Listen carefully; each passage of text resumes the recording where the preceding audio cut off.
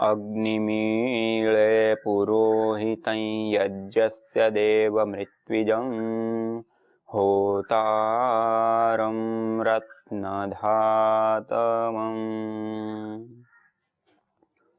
सर्वरक्षक परम पिता परमात्मा को याद करते हुए, उनको कृतज्ञता पूर्वक प्रणाम करते हुए, और उस परम पिता परमात्मा ने हम सब लोगों की रक्षा के लिए, हम सब लोगों के उत्थान के लिए, और इस समष्टि की रक्षा के लिए, और इस समष्टि के उत्थान के लिए, और हम सब लोग परस्परता में अपने जीवन को जीते हुए परम कल्याण को प्राप्त कर सके, उसके लिए जो अत्यंत आवश्यक जो ज्ञान था, वह ज्ञान हमें सृष्टि के आदि काल में अग्नि, वायु, आदित्य, अंगिरा इत्यादि महान पवित्र अंतःकरण वाले ऋषियों के अंतःकरण में प्रदान किया, और उसके माध्यम से आज हम सब तक पहुंच रहा है।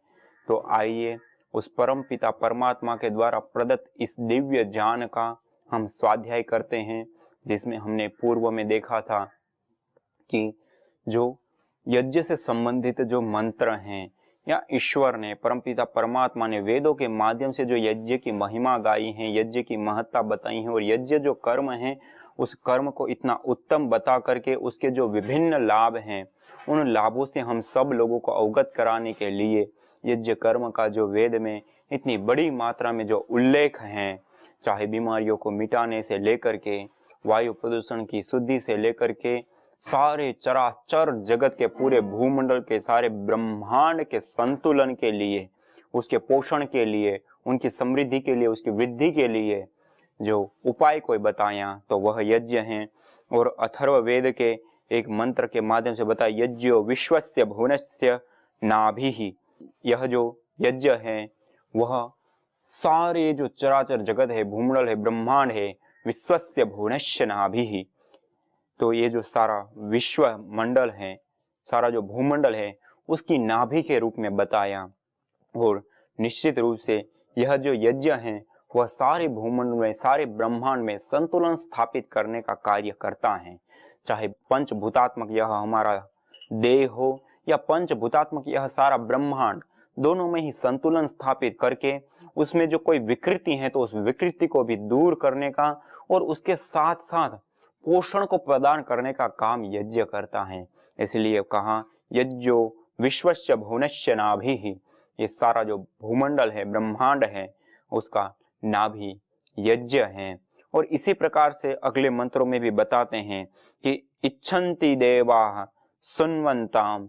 जो यज्ञ करता है उसको देवगण भी चाहते हैं, जो यज्ञ करता है उसके लिए देवगण भी उनके अनुकूल बन जाते हैं, जो यज्ञ करता है उसके लिए देवता भी उसके ऊपर प्रसन्न हो जाते हैं।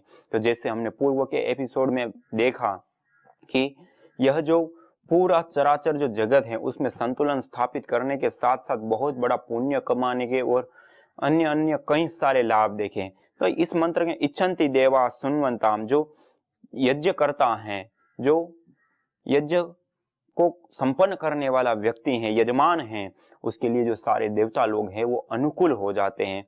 उसका अर्थ है जो देवता, देवता किसको कहते हैं? दाना देव, जो नित्य प्रति देते हैं। जैसे वायु देवता, वायु देवता हमको प्राण देते हैं सुबह से लेकर के शाम तक, और यहाँ तक रात्रि को सोते समय भी, और यहाँ तक कि हमारा जन्म जब होता है वहां से लेकर के मृत्यु पर्यंत की जो हमारी पूरी यात्रा है, उसमें एक क्षण के लिए भी हम इस प्राण से अलग नहीं होते हैं, जिस प्राण का वो हमें दान देते हैं। तो इसलिए यह जो प्राण है वह प्राण हमारे जीवन के लिए अति उत्तम, अति श्रेष्ठ, और वही हमारे जीवन का आधार है प्राण। उस प्राण को प्राप्त कराने वाले जो वायु देवता हैं, उस वायु देवता को अपने अनुकूल करने के लिए, उस वायु देवता को प्रसन्न करने के लिए, उस वायु देवता को पोषक तत्वों से युक्त करने के लिए, उस वायु देवता को संपन्न करने के लिए, और हम सब लोगों के लिए वो खुश रहे, हम सब लोगों के लिए वो अपनी कृपा हमेशा हम सब लोगों के ऊपर बरसाते रहें, उसके लिए आवश्यक है कि हम भी उस देवता की पूजा करें, उस देवता का सम्मान करें, उस देवता के लिए हम भी कुछ करें, हमारा भी कर्तव्य बनता है। तो यहाँ पे बताया ना, जो ये छंति देवा सुनवंताम, जो यज्ञ करता है उसके लिए देवता भी अनुकूल हो जाता है। उसका अभिप्राय यही है कि हम जो यज्ञ करते हैं, हवन करते हैं, तो उसके माध्यम से जो पदार्थ हम यज्ञ में आहूत करते हैं वह गैस रूप में, परमाणु रूप में कन्वर्ट होकर के इस वायु देवता को पहुंचते हैं, वायु देवता को समर्पित होते हैं, और वह वायु देवता अपनी चारों ओर के वायुमंडल में फैला देते हैं, और वायु उससे शुद्ध होती है, पवित्र होती है, सुगंधमय होती हैं, और उसमें जो भी विषाक्तता है, प्रदूषक तत्व है, वो दूर होती है और पवित्रकरण हो जाता है वायु का, और वायु पोषक तत्वों से युक्त हो जाती हैं। तो इस ऐसी जब वायु में हम जिएंगे, ऐसी वायु में जब हम अपने जीवन को रखेंगे और उसमें हम श्वास लेंगे और उसमें हम अपने जीवन को धारण करेंगे, तो निश्चित रूप से यह जो वायु है वह वायु हमारे अनुकूल हो जाएगी, हमारे प्राणों को देने वाली हो जाएगी। जबकि अभी वर्तमान की जो वायु हो प्राणों को हर रही है, जैसे मैंने पूर्व के एपिसोडों में बताया कि 70 लाख से ज्यादा लोग वायु प्रदूषण के कारण मृत्यु के मुंह में समा जाते हैं, और हर तीसरा से चौथा बच्चा शहरों में लंग्स की बीमारियों से ग्रस्त हो चुका है। अब छोटी आयु में ही वो इन बीमारियों से ग्रस्त हैं, तो उनकी आयु बड़ी होने की हम कैसे अपेक्षा करें कि उनकी आयु बड़ी हो, उनकी आयु स्वस्थ हो, उनकी आयु में वो समृद्धि, सुख को, शांति को प्राप्त, कैसे हम आशा कर सकते हैं कि वो बचपन से ही इन बीमारियों से ग्रस्त हो जाए। तो ये जो वायु वर्तमान में है वह वायु क्या होगी, विषाक्त हो चुकी है, वह वायु हमारे अनुकूल नहीं रही है। मानिए वायु देवता हमसे रूठे हुए, क्यों? क्योंकि वायु देवता को हमने जहर दिया है, वायु देवता को हमने विषाक्तता प्रदान की है। जो हम फैक्ट्रियों की चिमनियां हैं वो सीधी उस वायुमंडल में हमने छोड़ दी, और रात दिन हम फैक्ट्रियां चलाते हैं, और वो धुआं को चिमनियों से जो उबलता हुआ जहर है उसको हम वायुमंडल में छोड़ते चले जाते हैं। और इतना ही नहीं, इसके साथ जो ट्रांसपोर्टेशन के साधन, ट्रक, ट्रेन से लेकर के जो अन्य कितने साधन, car, two wheeler, four wheeler से लेकर के कितने सारे संसाधन है जो ट्रांसपोर्टेशन के, वह जो साधन है वो भी बहुत बड़ी मात्रा में इस वायु प्रदूषण को छोड़ रहे हैं, और उसके माध्यम से इस वायु में हम विषाक्त जहर को घोलते चले जा रहे हैं। और इतना ही नहीं, आज जिस बिजली का हम प्रयोग करेंगे, जिस इलेक्ट्रिसिटी का हम प्रयोग कर रहे हैं, उस इलेक्ट्रिसिटी को पैदा करने के लिए, उस बिजली को पैदा करने के लिए जो थर्मल प्लांट होते हैं, जहाँ पे मेट्रिक टनों में ट्रेनों की ट्रेनें पूरी कोयले की जला दी जाती हैं, और उसके माध्यम से बिजली को पैदा किया जाता है, और वो जो कोयला जलता है तो उसमें 80% कार्बन होता है। वह कार्बन जो होता है वो वायुमंडल में घुल जाता है। वायुमंडल में ऐसी चिमनियां हमने चढ़ा रखी है जो जहर उबल रही हैं, तो फिर वायु देवता को हम जहर देंगे तो वायु देवता हमको क्या देंगे? जो हम उनको देंगे वो हमको देंगे। फिर उस जहरीले वातावरण में रह करके किसकी आयु लंबी हो सकती है? उस जहरीले वातावरण में रहकर के किसका स्वास्थ्य ठीक रह सकता है? उस जहरीले वातावरण में श्वास लेने से कौन अपने जीवन में लंबी आयु की कामना कर सकता है? इतनी दयनीय स्थिति है कि हम कल्पना नहीं कर सकते। और इस विषाक्तता को दूर करने के लिए, और इस जहर को जो हम छोड़ रहे हैं उसको पहले तो हम कम करें, और दूसरा जो विषाक्तता हमने जहर वायु को दिया है उस जहर को वापस नष्ट करने के लिए हम यज्ञ करें, हवन करें।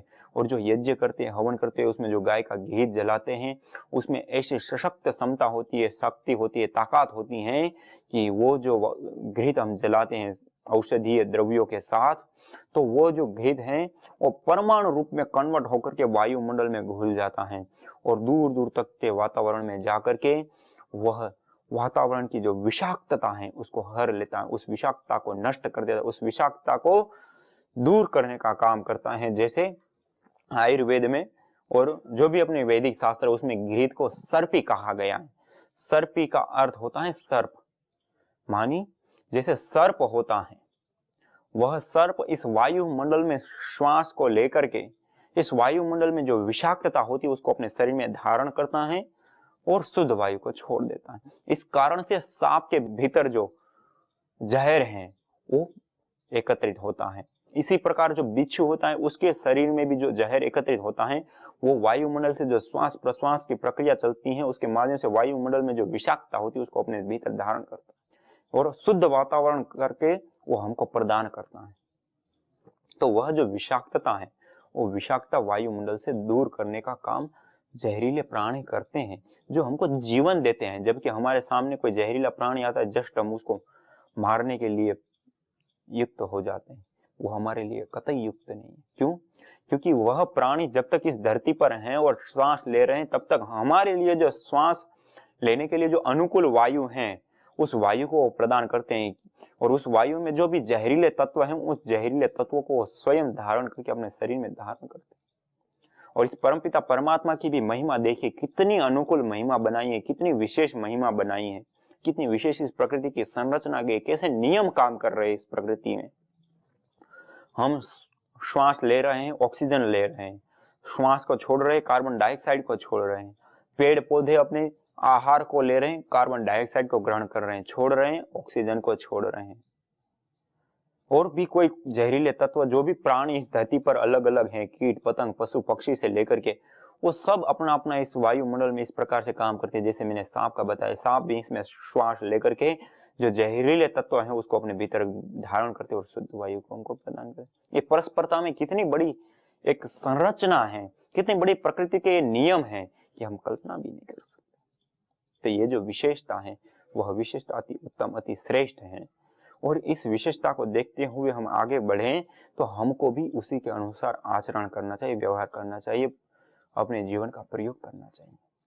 आज हम अपने सुख के लिए तो हम सोचते हैं, अपने सुख को बढ़ाने के लिए तो हम विचार करते हैं, और हम अपने सुखों को बढ़ाने के लिए इतने सारे संसाधनों का, इतने सारी टेक्नोलॉजी का हमने प्रयोग किया है और उसका उत्थान किया कि हम कल्पना भी नहीं कर सकते। और उस टेक्नोलॉजी और उस विकास के परिणाम स्वरूप आज हम इस समष्टि को एक विनाश के दौर पे ले जाकर खड़ा कर दिया है सब लोगों ने मिल करके, कि आज हम जिन सुख सुविधाओं को, जिन टेक्नोलॉजी का प्रयोग कर रहे हैं, जिसको हम विकास कह रहे हैं, वो हमारे लिए विकास नहीं लेकिन विनाश का साधन बन चुका है। आज यह विकास हमारा विनाश का कारण बन रहा है। इसलिए जो यह वायु प्रदूषण है जिसको करने वाला यह मनुष्य है, मानिए मनुष्य इस वायु में जो प्रदूषक तत्व है उसको छोड़ता है। मनुष्य ने वायु का प्रदूषण किया और उस प्रदूषक वायु ने ही इस मनुष्य को आज हर रहा है। 70 लाख लोगों के प्रति वर्ष जान ले रहा है, जानलेवा हो चुका है। और इतना ही नहीं, इस समष्टि की अकल्पनीय हानि होने जा रही है। ग्लोबल वार्मिंग की समस्या, ओजोन परत के क्षरण की समस्या, वायु प्रदूषण की समस्या, और इतना ही नहीं, इससे अतिरिक्त इस धरती पर जो अन्य प्राणी गण रह रहे हैं, कीट पतंग पशु पक्षी, उनकी सारी सारी प्रजातियां विलुप्त होती चली जा रही हैं। और 2030 तक में 30% प्रजातियां इस धरती पर नहीं होंगी इस वायु प्रदूषण और इस ग्लोबल वार्मिंग की समस्या के कारण। और इतना ही नहीं, जो ग्लेशियर जमे हैं वो भी 2040 तक में पिघल जाएंगे, जो हमने कल्पना भी कभी नहीं की होगी या किसी ने भी नहीं की होगी कि इतनी बड़ी मात्रा में मैट्रिक टनों में और लाखों किलोमीटरों में जो जमे हुए बर्फ के ग्लेशियर हैं, बर्फ की चट्टानें हैं, वो चट्टानें भी आज ऐसे पिघलती जा रही हैं जैसे बहुत ही बड़ी मात्रा में एक सुनामी आ रही हो। तो ये जो बड़ी मात्रा में बर्फें पिघल रही हैं, उन बर्फों के पिघलने के कारण वह जो पानी थमा हुआ है वह पानी नदियों के माध्यम से बहकर के समुद्र में बहुत बड़ी मात्रा में जा रहा है। इसके कारण समुद्र की जो तलहटी का जल है वह जल स्तर दिन प्रतिदिन ऊपर चला आता जा रहा है, और जिसके कारण समुद्र के किनारे बसने वाले जो देश हैं, समुद्र के किनारे बसने वाले जो शहर हैं या जो टापू हैं, वो सारे दिन प्रतिदिन डूबते चले जा रहे हैं, जिसके कारण लाखों लोगों को स्थानांतरण करना पड़ रहा है। लाखों लोगों को अपनी भूमि जमीन घर सब छोड़ना पड़ रहा है, अन्यथा वो डूब जाएंगे सुनामी में। तो ऐसी स्थिति एक ओर से पैदा हो रही है। दूसरी ओर जो ग्लेशियर खत्म हो रहे हैं तो वहां रहने वाले जो जीव हैं वो भी खत्म हो रहे हैं, और वो जो पानी बह रहा है उस पानी के बहने के कारण जो नदियों के किनारे जीवन चलता है वो अभी तो चलेगा, लेकिन जैसे ही वो बर्फ खत्म हो जाएगी तो कहां से वो पानी बहेगा। जब वो पानी नहीं बहेगा तो नदियों के किनारों पे बसने वाले हजारों शहर लाखों गांव कहां से पानी लाएंगे, कहां पानी पीने जाएंगे, इस पानी को कहां से लाएंगे। और वैसे ही इस भूमि के ऊपर जो पानी हो दिन प्रतिदिन सूखता चला जा रहा है। आज ही भारत जैसे देश का 40% पानी सूख चुका है।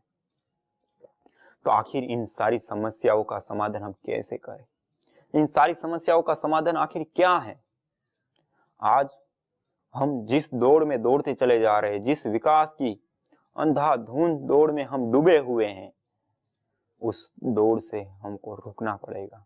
इस विकास को हमको सही तरीके से विकास में परिवर्तित करना पड़ेगा। ऐसा विकास करना पड़ेगा जो प्रकृति के अनुकूल हो, जो वायुमंडल के अनुकूल हो। वायुमंडल से हम अलग नहीं है, हम और वायुमंडल एक है। जैसे हमने परस्परता की बात की कि जो हम श्वास ले रहे, पेड़ पौधे श्वास ले, जहरीले प्राणी श्वास ले रहे, तो सब अपनी अपनी भूमिका निभा रहे और परस्परता में ये जीवन सबका संपन्न हो रहा है। हम जहरीले प्राणियों को यहाँ इस धरती से हटा दे तब भी हम नहीं जी सकते, पेड़ पौधों वनस्पतियों को हटा दे तब भी हम नहीं जी सकते, हम मर जाए तब भी वो नहीं जी। सबका अपने आप में एक परस्परता में एक जीवन है। इसलिए कहा है भवत्येक नीडम यत्र विश्वम भवत्येक नीडम।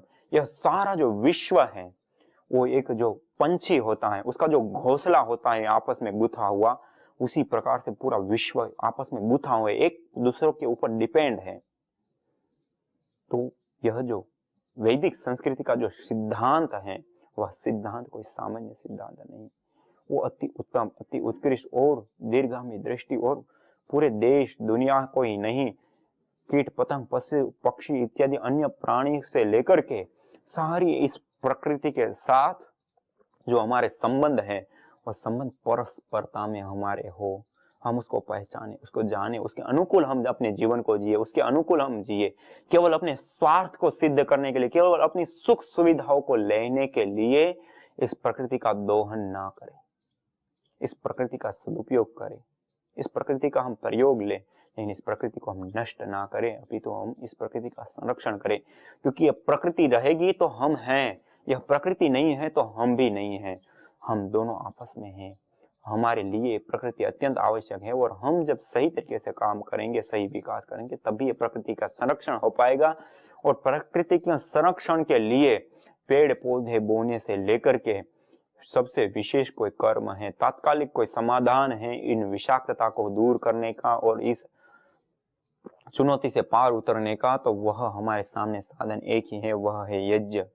इसलिए यज्ञ को हम करें तो जो देवता गण है, वायु देवता जो हमको श्वास प्रदान करते हैं, वायु प्रदान करते हैं, जल देवता हमको जल प्रदान करते हैं, सूर्य देवता हमको प्रकाश प्रदान कर रहे हैं, धरती माता हमको धारण कर रही हैं। तो इस प्रकार से सारे के सारे जो देवता गण हैं वो हमारे अनुकूल रहेंगे, हमारा भी कल्याण करेंगे, हमारा भी विकास करेंगे, हम सब लोगों के लिए वो उत्थान का कारण बनेंगे और हम सब लोगों को एक सही अवसर, सही विकास की ओर हमको आगे बढ़ाएंगे और अपने जीवन को पूर्णता की ओर ले जाने में वो सहयोगी बनेंगे। यदि हम इसके ऊपर ध्यान नहीं देंगे तो हम ही कहाँ चले जाएंगे हमको भी पता नहीं चलेगा, हम भी मृत्यु के मोह में समा जाएंगे। तो इसलिए हम स्वयं यज्ञ करें, हवन करें, अग्निहोत्र करें, औरों को भी यज्ञ करने के लिए, हवन करने के लिए, अग्निहोत्र करने के लिए प्रेरित करें। और इस तरीके से करेंगे तो हम वायु प्रदूषण से भी बचेंगे, विभिन्न प्रकार की बीमारियों से हम स्वयं भी बचेंगे और इस वायु मंडल में फैली हुई जो विषाक्तता है उनको दूर करके जो रोग पूरे वायुमंडल में फैलने वाले हैं उनको भी हम दूर कर सकते हैं। ऐसी कोई शक्ति, ऐसी कोई सामर्थ्य है तो वह यज्ञ में है, तो वो हमको अपनाना चाहिए। तो इसी प्रकार से आगे के मंत्र में बता रहे हैं, देवान यज्ञेन बोधय, देवों को यज्ञ से जागरूक बनाओ। मानी जब हम यज्ञ करेंगे, जैसे मैंने पूर्व में जो बात कही वही बात यहाँ पर है कि देवताओं को हम जैसे प्रसन्न करते हैं, देवता हमारे अनुकूल होते हैं, उसका मतलब है जागरूक करने के। जब हम देवताओं को सही तरीके से कुछ देंगे नहीं, देवता को ही हम सही नहीं रहने देंगे, जैसे वायु देवता है, वायु को ही हम सही नहीं रखेंगे तो हम कहाँ से उसमें सही रह पाएंगे। क्योंकि हम तो 24 घंटे 365 दिन जन्म से लेकर के मृत्यु पर्यंत हम हमेशा इस वायु के साथ जुड़े रहते हैं, इस वायु में विचरण करते हैं, इस वायु से हम श्वास लेते हैं, श्वास छोड़ते हैं। हम भोजन नहीं करेंगे तब भी हम 3 महीने 6 महीने हम जी सकते हैं, हम पानी नहीं पिएंगे तब भी सप्ताह 10 दिन हम रह सकते हैं, हम बिना श्वास से 3 मिनट से ज्यादा हम जी भी नहीं सकते। इतना नजदीक का हमारा एक साधन है वायु, जो हमारे जीवन के लिए अत्यंत उपयोगी है। उस वायु को हम सोते हैं, जागते हैं, बोलते हैं, खाते हैं, पीते हैं, सब ओर से हम धारण कर रहे हैं। तो इस वायु को हम शुद्ध रखें, पवित्र रखें और उसके लिए आवश्यक है हम यज्ञ करें, हवन करें, अग्निहोत्र करें और जब इस प्रकार से हम अपने आचरण को करेंगे तो निश्चित रूप से हमारा भी कल्याण होगा, इस समष्टि का भी कल्याण होगा। अन्य जो जीवगण है, कीट पतंग पशु पक्षी, जो सारे जीवों का ये समन्वय है और परस्परता में ये सारा जीव जगत है, उस सारे जीव जगत यत्र विश्वम भवति एक नीडम का जो नारा है वैदिक संस्कृति का, कि ये जो सारा विश्व है वो पंछी के माले की तरह गुथा हुआ है और परस्परता में सारी जो सरिया होती हैं वो आपस में गुथी रहती है, तभी उस माला का अस्तित्व है। वो एक एक सरी जो होती है उसको हम अलग कर दे तो उस माला का कोई अस्तित्व अपना नहीं होता है। उसी प्रकार हम सबका भी अस्तित्व उसी में है कि हम सब परस्परता में जिए, सब लोगों के बारे में सोचे विचारे और सबके अनुकूल कर्म करें, तो हम सबका जीवन है। और इसके अनुकूल नहीं करेंगे, बिखर जाएंगे, तो किसी का अपने आप में अस्तित्व नहीं है, सब नष्ट हो जाएंगे। तो हम यज्ञ करें, हवन करें और सब परस्परता में जीते हुए अपने जीवन को उन्नत बनाएं। आज इतना ही। इसी के साथ ओम शांति शांति शांति।